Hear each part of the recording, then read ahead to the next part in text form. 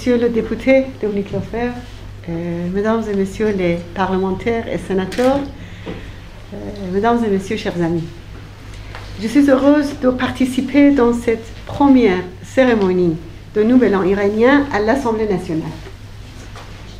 Nowruz, le Nouvel An en persan, est fêté le 20 mars en Iran et dans quelques pays d'Asie centrale comme l'Afghanistan, le Tadjikistan et une grande partie de la Turquie et de l'Irak.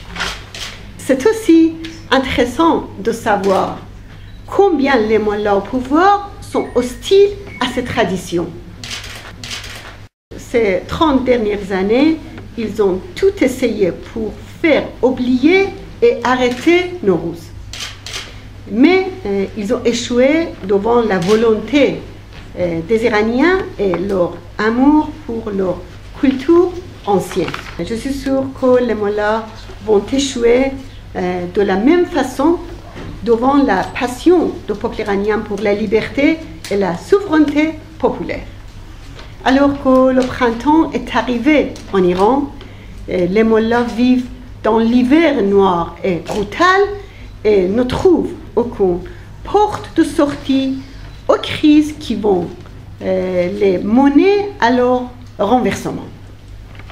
Aujourd'hui, ils font tout ce qu'ils peuvent pour gagner du temps. Dans 3 jours, les discussions sur le programme atomique vont reprendre au Kazakhstan. Leur stratégie est de faire traîner ces réunions. Malheureusement, les gouvernements occidentaux alimentent cette stratégie. Dans 2 mois et demi, il y aura une soi-disant élection pour choisir un nouveau président, soi-disant président. Le guide suprême des mollahs a déclaré à l'avance que tous les candidats doivent passer par le filtre d'un organe désigné par lui, le Conseil des gardiens. Pour nous, il ne fait aucun doute que même si les mollahs mettent leurs favoris à la présidence, la totalité du régime sortira paralysée et plus faible de cette mascarade électorale. L'attaque du 9 février dernier au camp Liberty, où se trouvent des opposants iraniens, est la conséquence directe de cette fragilité. Maintenant que les mollahs sont dans une impasse, les attaques contre Liberty peuvent se produire à n'importe quel moment. C'est pourquoi la protection de ces 3100 habitants est une urgence absolue. Malheureusement, le représentant spécial de l'ONU en Irak a non seulement préparé le terrain à l'attaque du 9 février, mais ses démarches et ses déclarations donnent le feu vert à une autre attaque. La question des demandeurs d'asile et des réfugiés à Ashraf et à Liberty est uniquement de la compétence du HCR. Il est temps que le Haut Commissariat pour les réfugiés assume sa responsabilité sans l'intervention du représentant spécial de l'ONU en Irak. C'est le droit naturel d'une population en danger d'être déplacée hors de la zone de danger. C'est le droit des résidents de Liberty de sortir de cet abattoir.